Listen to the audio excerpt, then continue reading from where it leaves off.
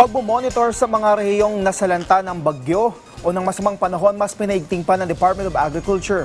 Pagkaantala sa pagtatanim at pagkalugi sa mga biyahe ng mga produkto kabilang sa mga hamong kinakaharap ng mga magsasaka. May report si Vel Custodio.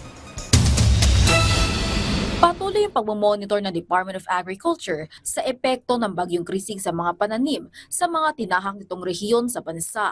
Kabilang dito ang Cagayan Valley, Cordillera Administrative Region, Ilocos, Central Luzon, Calabarzon, Mimaropa, Bicol at Western Visayas na may kabuuang mahigit 700 ektarya ng palayan at maisan. Naka-standby yung ating mga regional field offices in partnership with the LGUs for the prepositioning ng mga binhi, pataba, biologics kung may maapektuhan ng mga livestock.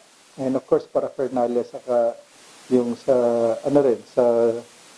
fishery, fish stocks. Nakapagtala lamang ng 30,000 pesos initial loss ang Disaster Risk Reduction and Management ng DA mula sa 20 ektarya ng palayan sa Negros Occidental noong Biyernes. Ayon kay Agriculture Assistant Secretary Arnel de Mesa, nasa vegetative stage pa lang ang 90% ng mga pananim, kaya hindi pa dapat malaki ang magiging pinsala ng bagyo sa sektor ng agrikultura. Kaugnay nito, sinabi naman ng Samahang Industriya ng Agrikultura o SINAG na walang dahilan para itaas ang presyo ng gulay sa merkado. Nakapag-ani naman na raw kasi ang karamihan ng mga magsasaka o kaya naman magsisimula pa lang silang magtanim nang pumasok ang bagyong Krising. Tanging sa pagbiyahe lamang ng gulay na ihirapan ang mga traders o biyahero, kaya humihiling ang grupo na assistance sa mga local government units para sa pag-transport ng mga ani. Ayon naman kay De Mesa, wala dapat ipangamba sa supply ng bigas dahil mataas ang stock inventory ng bigas sa local at imported. Kung sakaling kailangan ng agarang tulong para sa mga magsasaka at mangingisda na apektado ng kalamidad,